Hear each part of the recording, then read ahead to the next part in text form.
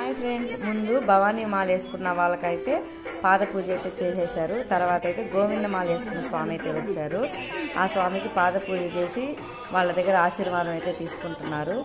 అసలు మనం మాల వేసినప్పుడు ఏ మాలైనా సరే ఆ మాల వేసుకున్న వాళ్ళకి పాద పూజ చేసి సాక్షాత్తు ఆ దేవుడి కాళ్ళు కడిగినంత పుణ్యం అయితే వస్తుందంట. చూడండి, చిట్టి అయ్యప్ప ఎంత చక్కగా అయితే పాద పూజ చేసుకుంటున్నాడు. మామూలుగా మనము ఎంత పుణ్యం ఉంటే కానీ ఇలా పాద పూజ చేసే భాగ్యం అయితే మనకు కలగదు. నిజంగా వాళ్ళు చాలామంది వచ్చారు, ఒక 10 మంది స్వాములు అయితే వచ్చారు. వాళ్ళందరికైతే పాద పూజ అయితే చేశారు. మా వాడైతే ఈ మాల వేసుకున్న స్వామిని చూసినప్పటి నుంచి నేను కూడా ఒక్కసారి అయ్యప్ప మాల వేయాలి మా అన్నాడు. నాన్న, అక్కడికి తీసుకెళ్ళాలంటే ఎవరో ఒకరు తోడు ఉండాలి, తోడు లేనిదే నువ్వు ఒకటే వెళ్ళలేవు. విజయవాడ అయితే మేమైతే వెళ్తున్నాం కాబట్టి నువ్వు వస్తున్నావు, అక్కడికి ఎవరు దొడుకోబోతారా అని చెప్పి అన్నాను. ఈ విధంగా అయితే పూజ అయిపోయింది. భజన అయితే స్టార్ట్ అయ్యిందండి.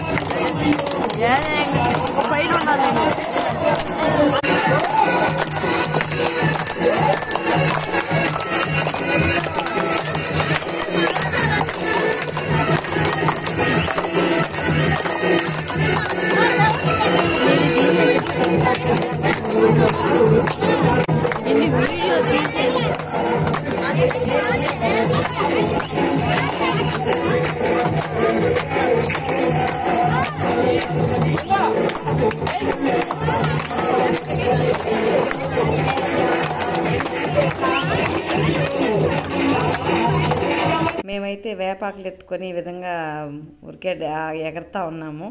ఎగరతా ఉంటే అమ్మవారి పాటకి మధ్యలో ఈ పెద్ద ఆవిడ వచ్చింది. ఈ పెద్ద ఆవిడ రాగానే కొంచెంసేపటికి ఆ అమ్మవారు పూనింది ఆమెకి. చూడండి ఎలా ఎగరుతుందో. అమ్మవారు వచ్చేసింది, పాపం కింద పడిపోయింది ఆ పెద్ద ఆవిడ. అసలు ఆమెను పట్టుకోలేకపోయాం మేమైతే.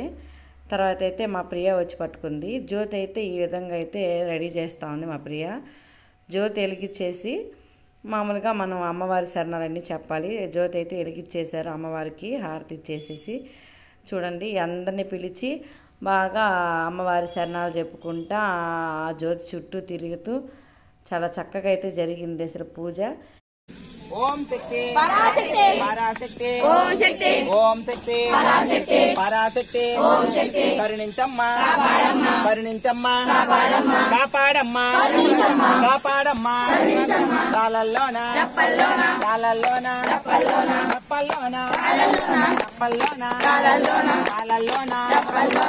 పూజ కంప్లీట్ అయిపోయిన తర్వాత అయితే ప్రసాదం పెట్టారండి. అరటిపండు, పొంగలి, పులిసన్నం, వడ, తీపప్పు, సాంబార్, చట్నీ, ఇడ్లీ ఇవన్నీ అయితే